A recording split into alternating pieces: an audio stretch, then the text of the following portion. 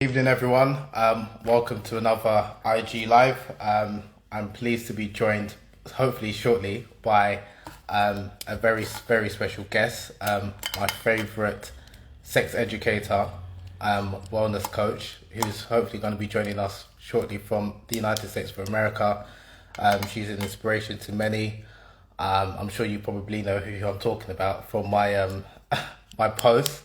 But I'm pleased to be hopefully joined by Sister Angelica Lindsey-Ali, who is a certified sexual health educator, intimacy expert, relationship coach, author of this book, Passage, which I definitely recommend people to buy. And she's also the founder of the Village Auntie Institute, which I'll be speaking to her about, amongst other things. She's also known as the Queen of Kunyaza, the Orgasm Oracle, and of course, the Village Auntie. So I think Sister Angelica should be joining us shortly. And I've got so many questions. What I'm going to try and do today, I think she's there.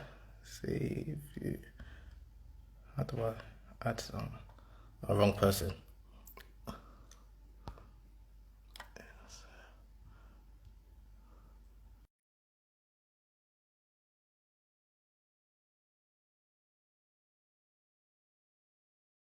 Go through all of them today. Salaam alaikum. Alaikum salam. How are you? I'm very well. Alhamdulillah. Alhamdulillah. How are you? I'm good, alhamdulillah. I can't complain. The woman in waiting, the person that everyone has been. I've been just receiving so many messages, and they're like, "Oh my God, she's coming! She's coming!" I said, "No, she's not coming to the UK. Calm down, I she's not wish. coming. But we're going to do an Instagram live, and inshallah, God willing, she'll be in the UK soon after we get this vaccine sorted. But I'm glad to have you here. Thank you. How Thank how you. are you, and how's the family? They're good. We just got back from a road trip to Las Vegas, so they're in post-vacation wind down, but alhamdulillah. Wow, wow. And how many hours the distance is that from where you are? Las It's Vegas. a 5.5 hour drive. So I'm Wow. one. Okay. Have you recovered? No, I have not. Okay, I'll be a bit easier on you with the questions because I've been inundated with questions. I mean, I put a couple of posts out, but I didn't realize the response would be this great. So I don't think I'll be able to ask you all of the questions because we'll be here for like 4 hours. So some of the questions I think a lot of the questions, to be fair, you've actually covered them on your podcast. I'll tell people to obviously to go and check out your award-winning Lights On podcast with Amalia, and I'll put up links so hopefully people can check them out. But I really wanted to, before getting into the questions, I've gave a little introduction about yourself, but do you mind doing an elevator pitch just to talk about who you are and the type of work you do before we go into your institute and some of your projects that you've got coming up? Sure. I'm Angelica Lindsey-Ali. I am a public health professional. I've been working in the field of women's wellness, specifically women's sexual health, since 1998. I am an executive for a behavioral health organization here in Arizona, and I've been doing that work since 2003. I am religiously trained, so I have ijazah in Maliki Fiqh. I I don't know what else. I'm an author. I'm a researcher, so I spend a lot of time conducting research. I just last year finished a 2-year cohort with the University of Chicago School of Medicine Institute on Islam and Medicine, which a lot of people don't know about. And yeah, and I'm one of your pupils. A No, lot you're of not you, one of our pupils. No, yeah, you're not one of no, you. but You forgot. Sorry to cut you, but you forgot to mention your. Is it trained dancer, yes, storyteller, yes, public speaker? Come on, yes. like you have to give You know, I yourself don't your like to talk flowers. about myself. No, no, but I people have to know. People have to know that's who they're dealing with. So, and also again, the book passage. I don't see you post it as much as you should do because it's brilliant. I want to speak a little bit about it. But obviously, you're an author of Passage. You've been featured in BBC. You've been featured in Washington Post. You've been featured in Vice, amongst other things. So yeah, I'm definitely going to make sure people know who they're dealing with. This isn't just someone who's just speaking casually. She knows she more than qualified and knows her stuff. So yeah, I definitely have to give you your flowers. yeah, my, my Can you? my biggest accomplishment probably this year is founding the Village Auntie Institute, which is a school for women to gain knowledge and gain certification in some of these practices. So that's probably my biggest flex of the year. Lovely. And have you had any courses since you've established the institute? And are there any courses coming up? Do you mind talking a little bit about that? Yes. So this year, since Ramadan, I'm just about to close out my sixth course of the year. So I've taught over 1,200 women this year. The current course that I'm teaching is Foundational Womanhood, which is a rites of passage program that is designed for women. It's an interfaith, intercultural, interracial program for women. And we're closing that out January 23rd with our graduation. And then after that, I'm going to take a short break and then, inshallah, come back and teach a 3-week seminar on storytelling. And that will be my very first class that is open to both men and women. So this is the first time brothers will be able to take a class with me. And then I'll have a 1-day, 4-hour workshop on jonge, which is the Senegalese art of seduction. So that should be a fun class. And are there tickets available on sale for the course? The one that you said closes out on the January 23rd. No, so the course that we're having now, we're closing out January 23rd. So we will put out the tickets for the storytelling workshop and the seduction workshop somewhere around the second week of February, inshallah. So be on the lookout because And like the yeah, classes sell out within a few hours. So wow, wow. And is the course going to be over like, is it extensive over like one day or is it a weekend or is it over like a couple of weeks? So the storytelling course is actually 3 weeks. It's 3 weeks of interactive instruction. And then on the 4th week, we'll have a storytelling slam, both here on Instagram and on Clubhouse. So I'm really excited about that. And I'm excited because it'll be the first opportunity for brothers to participate. Usually Okay. I'm like, I don't want brothers in sessions at all. The seduction Yeah. workshop will be a 1-day workshop. It'll be 4 hours. It'll be interactive. We'll be making things. We'll be doing things. We'll be dancing. We'll be doing lots and lots of things. And that one, of course, is for women only, and it's just 1 day, and it'll be the registration will be limited to the first 150 women. Usually I get about Okay. 200 plus who try to sign up for courses, and they literally sell out in just like hours. So be on the lookout for that. Mashallah. And I always post everything on my Instagram first. And is that something that you do intentionally, like in terms of your courses are quite selective? Because I noticed even with the Ramadan, I think the intensive course, that was Mhm. sold out and there was limited spaces. Is that something that you prefer to like teach in small spaces or small numbers or? You know, if I'm totally honest, Habeeb, the Ramadan course is my first online course. I kind of went into Brilliant.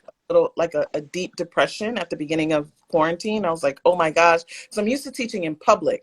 I had just left Yeah. Minneapolis where we squeezed like 200 women into the basement of a masjid. It was a nice basement. It wasn't bad. It was a nice basement. And I was just so used to doing everything person to person. So the Ramadan Intensive was my very first online course. And it sold out in like 4 hours. We only had space for Wow. 100 women. So then I added a Mm. second course. I was getting up, I was getting up after Suhoor and Fajr on Saturday and Sunday, every Saturday and Sunday during Ramadan to teach these women. I did not expect it to grow so large. I can accommodate up to 500 women in the sessions, but there's so much to managing that much energy in one space. I try to keep it to 100, 200, which for me is a small class, but to other people, they're like, oh my gosh, this is so much. So maybe in the coming year, inshallah, we'll look at ways to expand it. I have thought about doing pre-recorded classes, but I think one of the hallmarks of my teaching style is I like to engage with people in real time. So recorded Yeah. classes, like it takes a little bit of that intimacy away, but we'll see, inshallah. Yeah, because I'll be honest, and I was actually meaning to speak to you maybe privately, but I'll say it here anyway.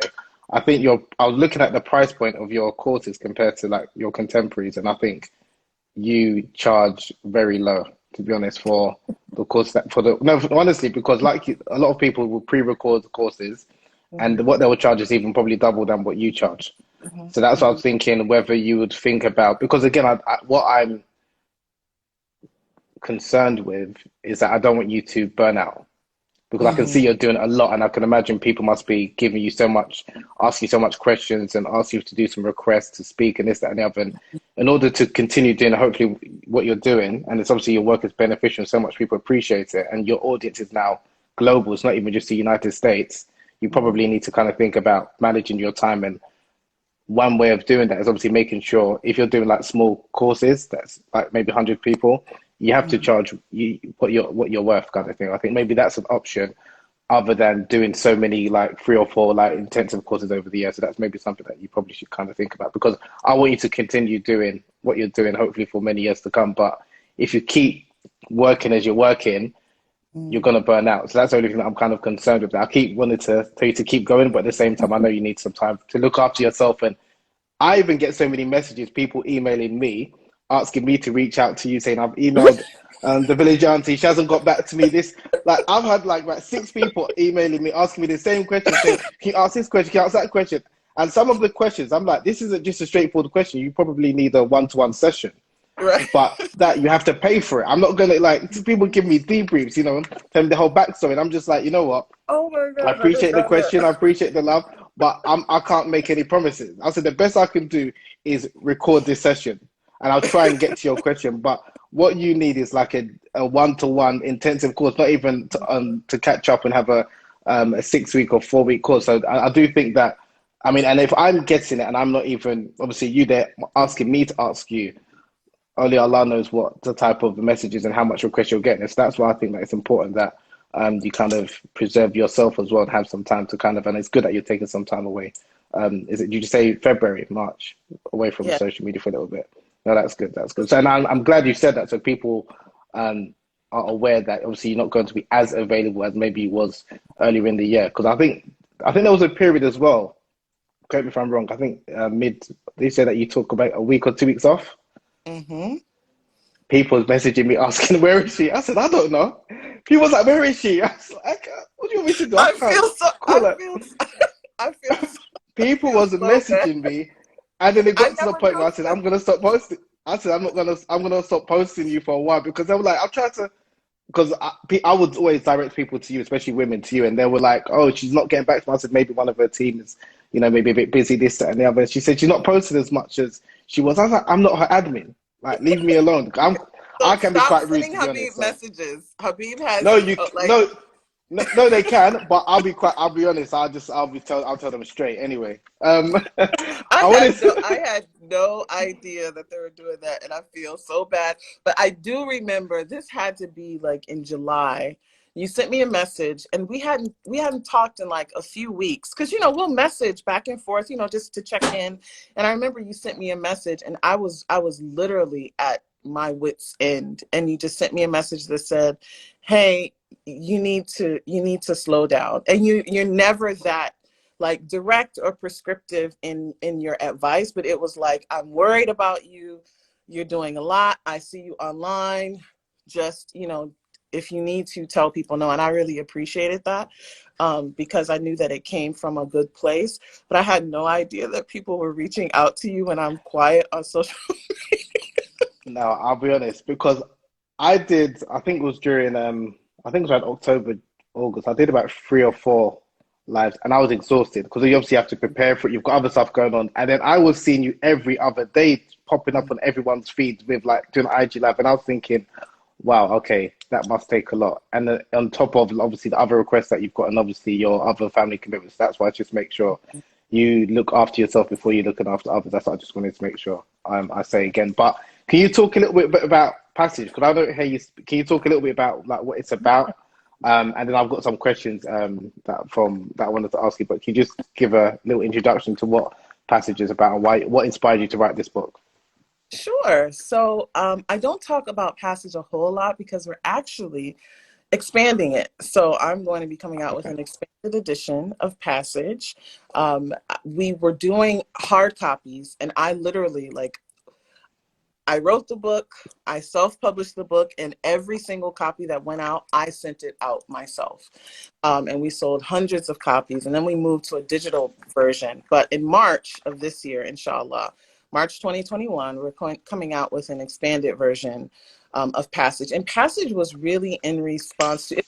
book that I wrote for me. So I wanted to have 2020 be the year that changed everything.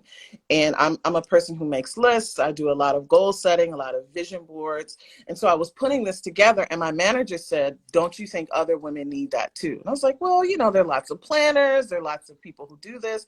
They said, yes, but what is it that you can bring to women?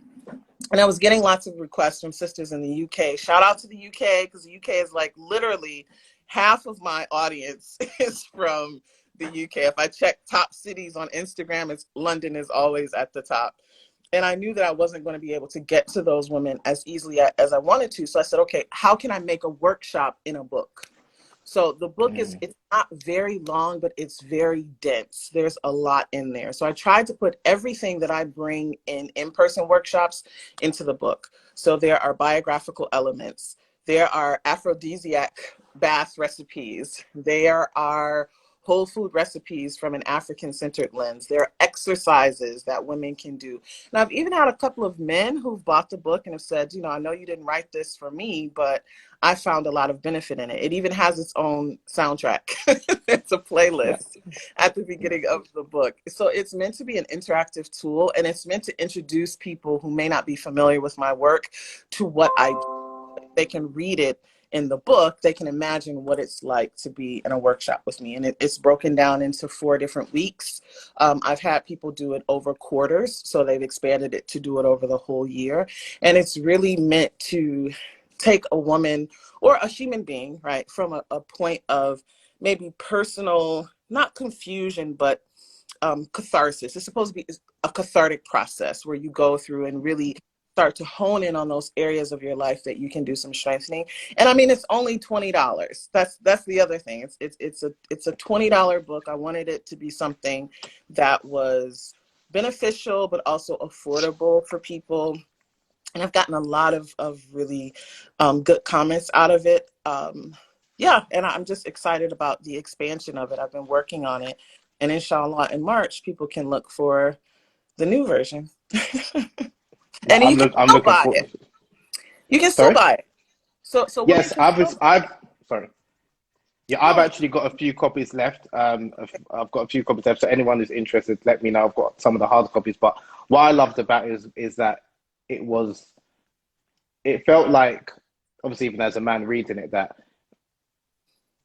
it was an insight into, for me, it was like, I was inspired by it because it was like, this is what people should be reading, or especially women should be reading before even reading like Kunyas or like A Taste of Honey.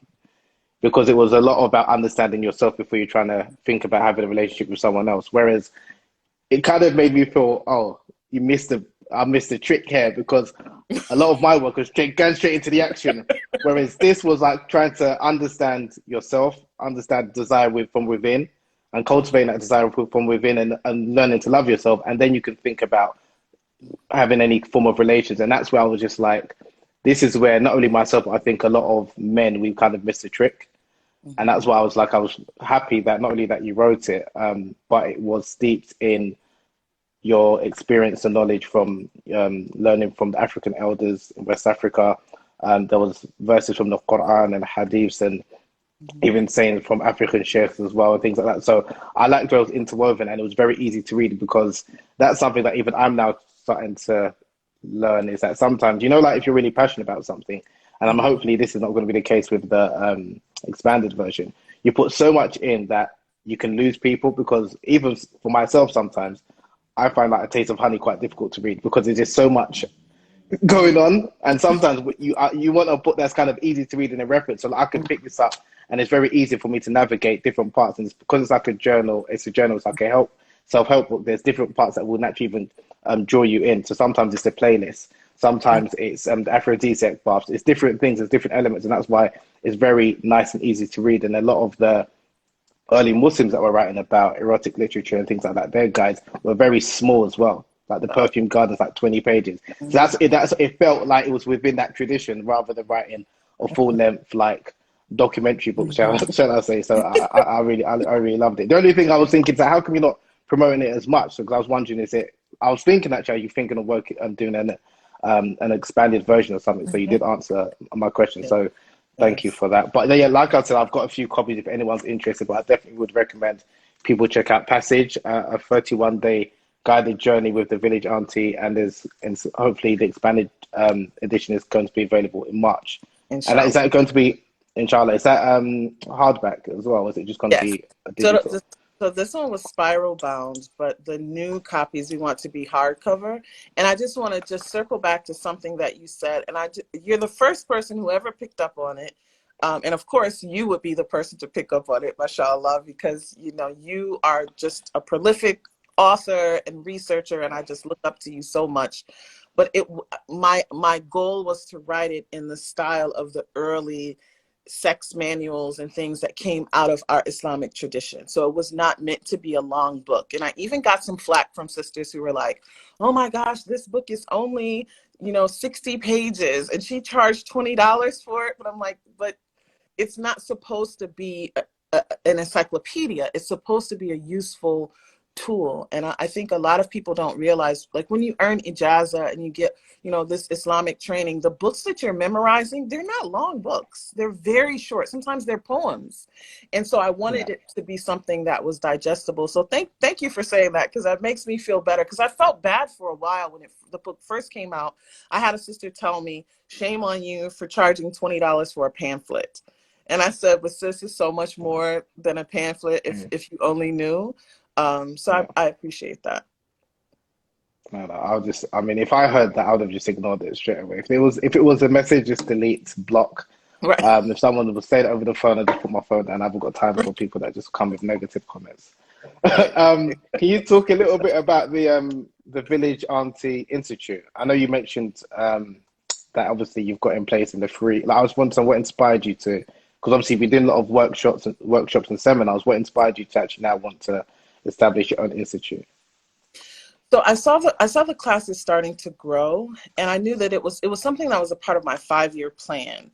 But I felt as if now was a good opportunity to do so. And earlier in the year, I had someone who kind of was riding my coattails in terms of some of the work that I was doing. And I needed to be able to break away and institutionalize what it was that I was doing, because I had all of these people who were like following me in my shadow, like several of them trying to find out, how do I do these courses? How do I do this? How do I do that? And I said, okay, I have to have a way that I provide some structure for the classes that I do, so it doesn't just seem like the next fly-by-night online course.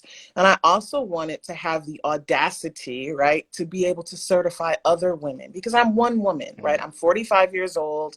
I live in America. There are women in Switzerland and Indonesia and Australia who need this work. Why can't I go about the process of certifying other women to do it? And I said that establishing an institute would be a way to separate myself from the pack of people, who are offering really valuable information online. But I wanted it to be something more than that. So the Village Auntie Institute, we're actually working on our very first physical workshop space in Accra, Ghana. The Rites of Passage program that I have right now, some of the sisters who are in that program will eventually become part of the teaching faculty for the Village Auntie Institute. I do have teaching faculty who are guest instructors for courses. And it was just a way for me to, again, follow in the footsteps of our righteous predecessors, and the fact that the very university on the continent of Africa was founded by a woman. So why can't I do the same? Why can't I give certificates? Why can't I, give out teaching licenses for the work that I'm doing?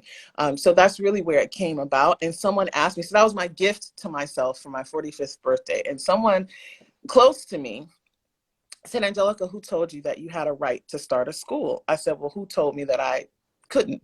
Like, who's gonna Mm, stop me from doing it? And this yeah. is again continuing in our tradition. So my goal is to have the Village Auntie Institute be a place where a woman can get a 2-year certificate. They can get a master's certification in kunyaza. They can do all of these things. So then I can replicate the work without having to spread myself too thin. No, that's amazing. No, that's amazing, mashallah. Because I was actually going to ask, are you planning to train other women? But you answered my question, so that's amazing. And you Yes. said you already got a potential workshop in Accra. Did you say in Ghana? Yes. So I'm working on Wow. so it's actually with my children. So I have a 15-year-old son, and he needed to do community service for school. And I said, what if we did a mobile library? Like, what if we had a bicycle that had like books on the back, and it could go, throughout the Zongo, and, kids could borrow books, and it would be like sort of an honor system, and I could get books donated. And he said, okay, mommy, let's do that. We would call it the Zongo Reads. So that sort of became a project that we worked on. We developed a plan for it. And then, life happened. And then I said, okay, well, let's do it. Let's do it now. So their dad is in Ghana right now. And I told him before he went that I wanted to do this. He's like, okay, no problem. My uncle is on, this commission for this town. And so he said, when I go, I'll send you the information and we can start working on building the space. So inshallah, by summer 2021, it should be ready. And my goal is to take a very, very small group of women, because you cannot take everybody to Africa, because people, you got to get them hip to, like, it's not like America, it's not like Europe, you got to be prepared. But my goal is to take a very small group of women to inaugurate the workshop space. And when I'm not there, I want workshops to be happening. I want women to be able to gather and have, Maulid celebrations. I want there to be Quran classes there. I want it to be a space that's fully functional, not just for me, but also the people in the community.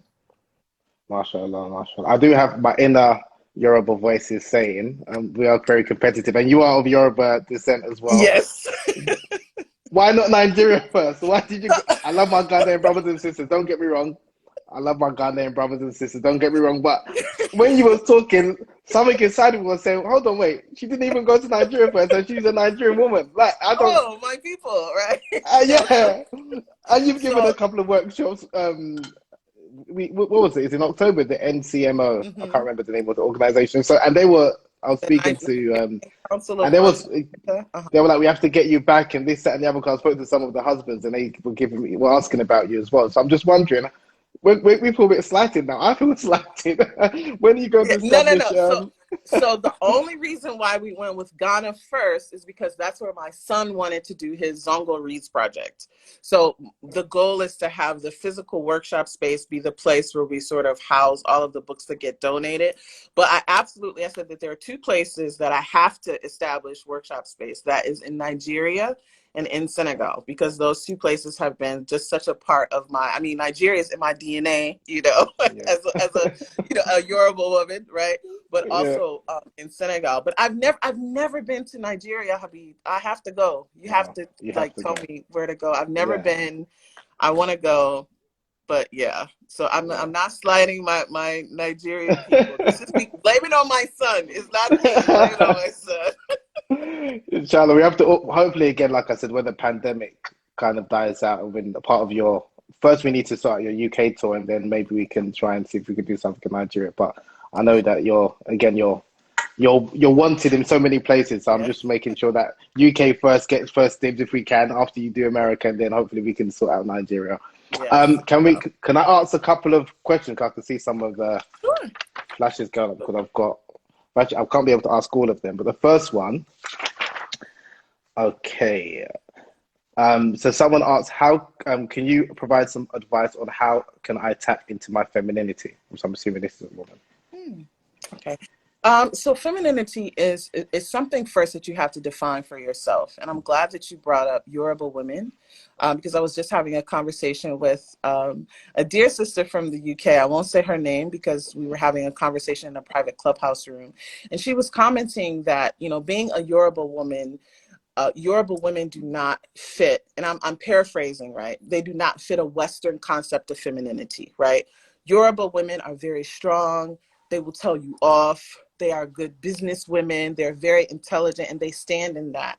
And that strength and that purpose is not often seen as being feminine. So I think first, we have to define what femininity is for us. And we have to take the Western gaze off of it. As a woman of African descent, being strong, being purposeful, speaking my mind, even being physically strong, that to me is very feminine because that's what's been modeled to me in spaces. So the first thing is to decide, do you think that femininity means being docile, demure, and soft?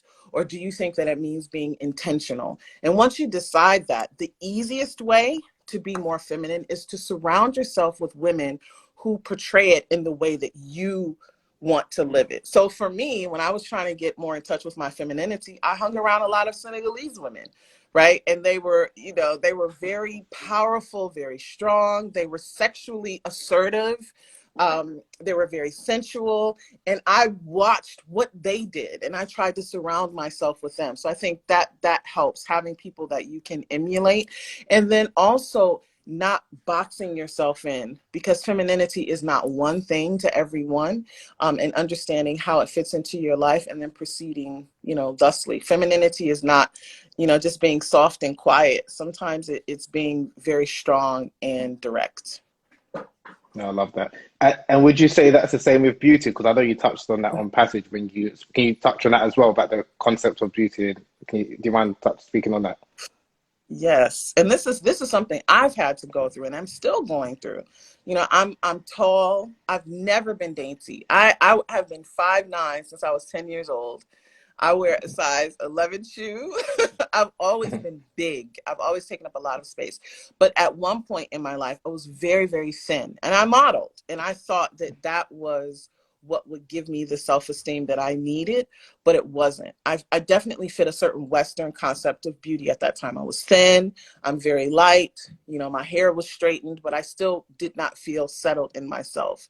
Now, as a woman whose body is completely different than it was before, I feel more beautiful in my body. It's not about how I look, but it's about how I feel and embracing the parts of me that make me different. And that also included shifting my worldview from a Western, European, American centered view of beauty and shifting it to a more African centered lens. I will never forget the very first time that I went to Senegal. I thought I was Beyonce walking through the streets. I mean, and I could look raggedy walking through the streets, but women, men, they were like, "Oh, you're so tall." So being tall wasn't a bad thing. When I go to Ghana, they're like, "Oh, Angelica, oh, you're fat now. You're very fat. Oh, this is good. You look, you look nice." And just being affirmed in that way. I think it's very important for us to have different perspectives to look from, because if we only look at Instagram and social media, it only purports one specific type of beauty. So shifting that lens for me really helped, because there are a lot of cultures that prize women who have bodies like me, who look like me. And there's nothing wrong with that. And I think that, what we perceive as imperfections can actually be seen as desirable qualities, depending on what perspective we're looking at it from. Oh, beautiful. I love that. That is, you actually answered another question that I was going to answer, so that's fine. That covers that. Okay. So another question I have, I've actually received a number of questions with similar theme. I'm, how can older unmarried women protect themselves from zina, fornication, besides masturbation? How can they preserve their chastity? So first, I want to say that sisters should stop feeling so bad about masturbation. I've tried to move away from talking about masturbation publicly, but I'm just going to say it. We're the only ones, like, men don't get the same kind of flack about masturbation. And we know that brothers are like handling their business. So sisters, just stop being so hard on yourself about masturbation. It's a natural reaction. I'm not encouraging you to do it. I'm not encouraging you not to do it. I'm saying stop shaming yourself for it. But when it comes to protecting yourself from zina, you have to protect yourself from those sources of temptation. So curate your feed, sis. Like if you got, feeds that show you Senegalese wrestlers in one, and Nigerian brothers in their London suits in the other, like, you gotta watch. You know what I'm saying? You have to watch, like, stay off my page if those are gonna titillate you. Stay off Habeeb's page. Like, keep following us, but like curate Yeah. what you're consuming, because we see it in music, we hear it in music, we see it in television shows, we see it on social media, we see it in movies. Everything is about sex. So it's natural, especially if you're a sexually mature woman, to want to have it. So really try to put yourself on a diet and focus on those things that are pleasurable, but not necessarily sexual, so that you can satisfy it without venturing into that which is haram. Thank you, dear. Can you show it to me after? Thank you. Okay. That's my 5-year-old. He always comes talking. And how does an inexperienced Muslim woman develop confidence to please her husband in the bedroom? So, and this is not just because I'm talking to you, Habib, but I tell every person that asks me this if they need to buy A Taste of Honey. They just need to get that book. Yes, it is thick. Yes, it is dense, but it is literally for every instance, there is a chapter. For every situation, there's a chapter. So that's the first place, is to educate yourself. And the reason why I recommend A Taste of Honey is because it has religious references in the book, and it shows that your sexuality and your spirituality do not have to be separate. I also recommend looking into the seerah of the Prophet Muhammad sallallahu alaihi wasallam, because he was a man who loved his Lord, and he also loved women. He's not just an example for men, he's an example for women too. So for an inexperienced Muslim woman, educate yourself and find spaces with sisters, whether it's me, whether it's, sisters in your community. Ask questions. I think we just assume that a lot of sisters won't answer our questions, or they'll think like we're, too lascivious and loose to be asking about things like that. But if you are planning to get married, you want to have the best sex possible, sis, because you get one husband. So you need to find out what it is that's going to please you and what's also going to please him. So start by educating yourself first. Don't turn to pornography, because that's the wrong direction to go to. And don't ask your friends who are inexperienced, because they also do not know. But read books and ask people who do know. Find that couple in the masjid where they've been married for 60 years. Trust me, that sister got some tricks. She knows something. So find her and ask her, and just be comfortable knowing that sex is a part of worship in Islam. And if we approach our prayer, we work on expanding our prayer.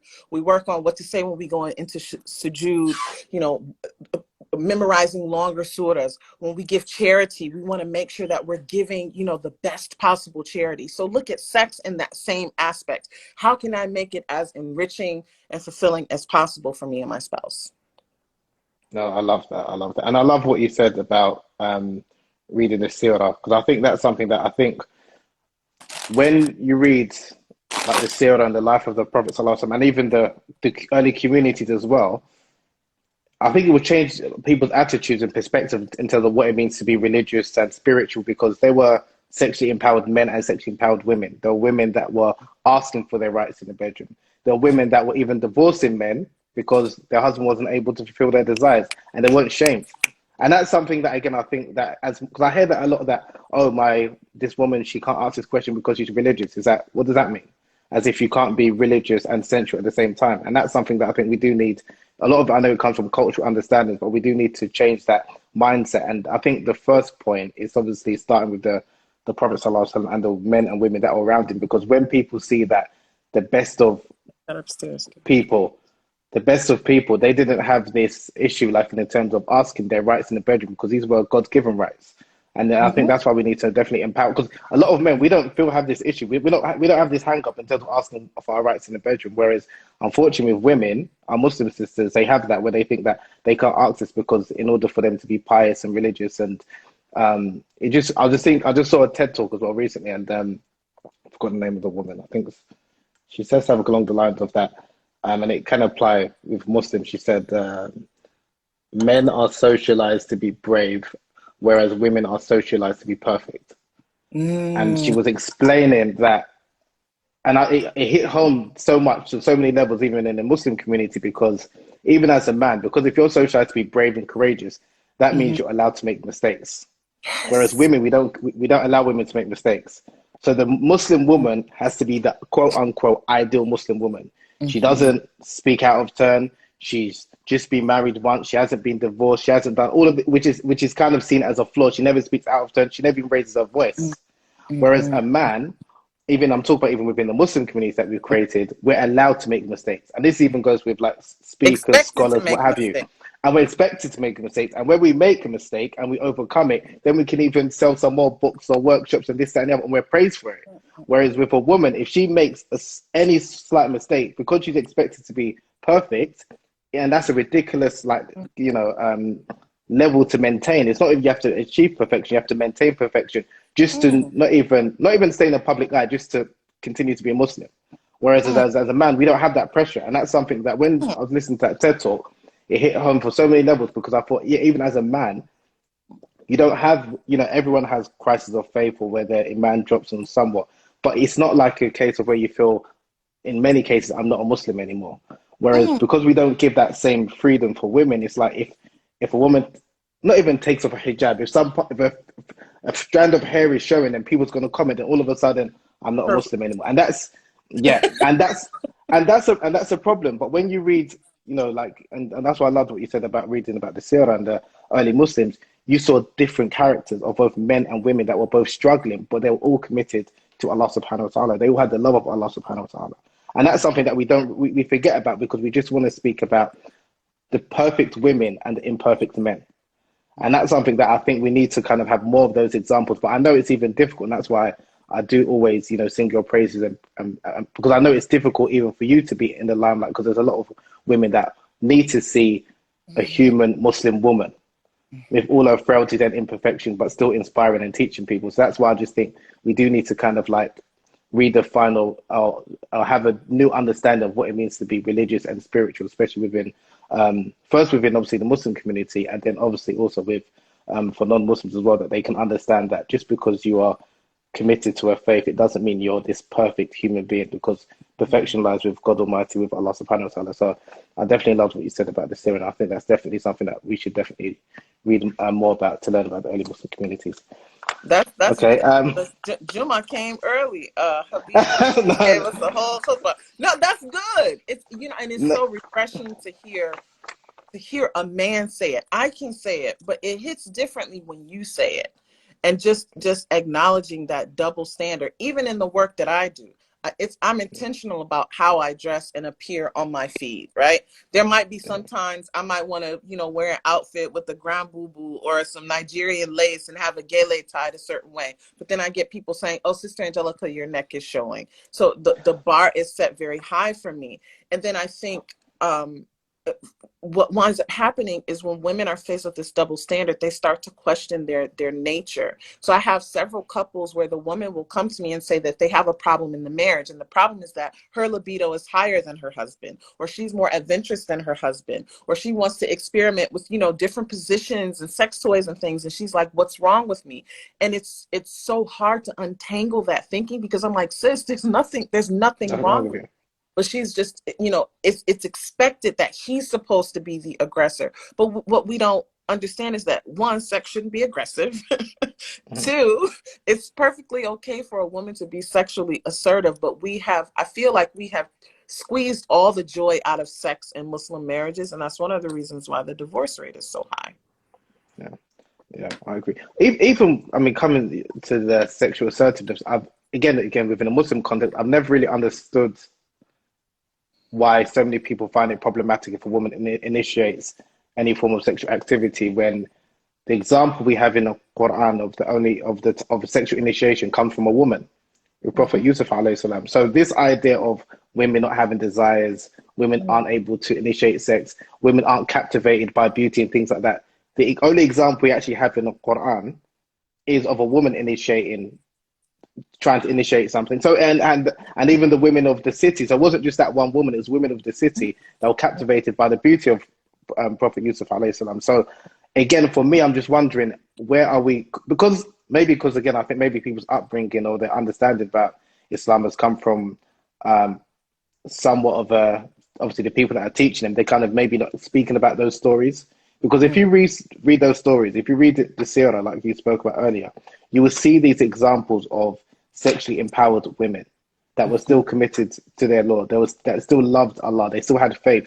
So you won't have this issue that you think, oh, am I still a Muslim? Do I still have faith? Do you understand what I'm getting at? Whereas as a man, a lot of us, we don't question that. So even if Never. you have, because you see examples and you can think of those examples that, oh, I can relate to this companion or this person that went through a similar struggle or this person that drank alcohol, but they still had the love of Allah in his heart. So because we don't see enough of those or hear enough of those examples of women, again, I'm talking about imperfect, flawed women, as we all are. That's why I think people are just looking at the perfection. And even in those, the best of women, like Asya and Maryam, they both had struggles. So Absolutely. it's not like if you're going to be perfect, you can't, Allah's not going to put you in the form of a test. But it's Mm-hmm. how it's, and a lot of the work is, I think, is from within. But I think, And it, unfortunately, yeah, we have put the bar so high, or set the standard so high for women that, yeah, for me, I just find it very difficult to understand, because obviously I'm allowed to make like mistakes. I know I'm allowed to make mistakes, if that makes sense. And I mm-hmm. can't understand living in a body where I'm not allowed to make mistakes, even with my own community, because they're going to Mm-hmm. question my, my womanhood or my Islam, because I've done X, Y, and Z wrong. When in reality, if I'm making a mistake, it's only against myself. It's my relationship between God Almighty is the most important thing. What if it's not affected? If I haven't done you wrong, then I don't see why. But again, I can go off on a tangent of that, so I'm going to kind of go back to the question. Okay. Sorry. But but but it's good. And someone made the comment that, in that context, the women were made to feel as if they were sinning by trying to seduce Prophet Yusuf alayhi salam. And I think that that's the way it's taught, but that does not have to be the way that it's interpreted, right? He's resisting temptation, but there's nothing sinful about being desirous. There's nothing sinful Mm, about witnessing beauty. And even if we look at the relationship between our mother Khadija radiallahu anha and the Prophet Muhammad sallallahu alaihi wasallam, she didn't just see him one day. Like, it was a while. She was clocking him for a while. Like, oh, okay. And it was, as a woman, I know it was not just because he was an honorable man. We read mm, about his description, and he was a beautiful man, mashallah. So what I just don't understand why we just compartmentalize Islam and we reduce it to rules and regulations, rather than this story with such depth and breadth about the human experience and how these people have had real lives. Like, they have had real lives. They were real people going through real circumstances that even mirror the time that we live in right now. yeah, and I think it's where the stories are taught, because, so for example, the story of the woman and Prophet Yusuf alayhi salam, Zuleika, I think she's called. The way it's taught is, yes, like the sister said. But then if you hear another story the other way around, of like the man who wanted to sleep with, I think it was his cousin, and then at the last minute he retracted, and then he asked Allah for forgiveness, and he was. But the way that's told is that he gave her money. He wanted to commit zina. She was even saying fear Allah, but then he realized, he stopped, and then he asked for forgiveness. He's all of a sudden the hero. Mm. Do You you see, understand what I'm getting at? So yeah, it's just exactly. so Exactly. that's why, I mean, yes. So, I mean, we can't. I mean, I don't. We can't change the world or the culture overnight. But I think that's why it's important that people, especially Muslims as well, Muslim women, are empowered with knowledge, and then they can see, you've got access to the Quran, you've got access to these stories, and you can see these examples. Don't rely or don't wait for the scholars or the intellectuals, the speakers, because they're only going to tell you the stories that resonate with them. That's what people need to realize. So I'm not saying it's right, but it's not surprising that you won't hear a lot of the stories of the sexually empowered women from the early Muslim community. You're not going to hear about people's men saying about, if you don't fulfill your rights in the bedroom, she can divorce you. They don't want to say that.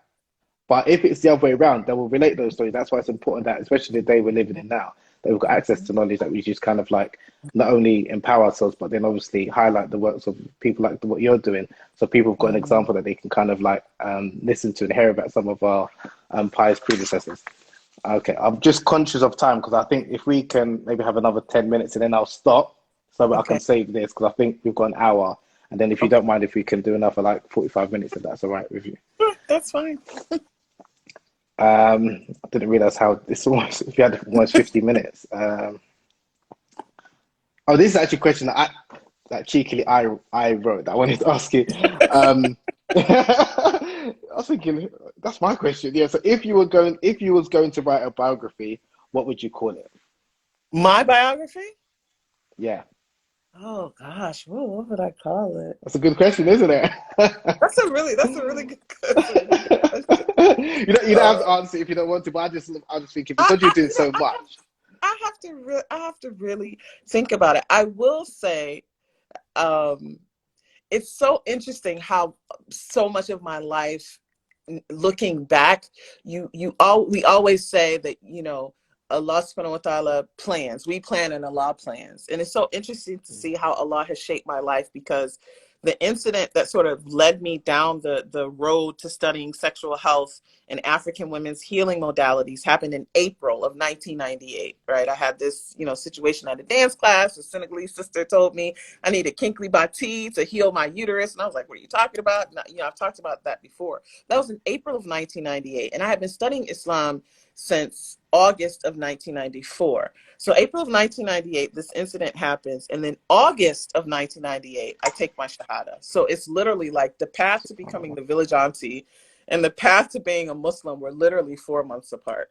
Wow. So yeah, I don't know. Maybe I would call my biography "It Was Destined." I And remember. go on. My mom's a clinical psychologist, and when she was studying for her PhD, I remember reading her biology and anatomy books and just being so enamored with the human body, such that I could name all of the parts of the male reproductive system when I was like 8 years old. So maybe it was destined. And who would play you in a feature-length film if I was going to make a film about your life?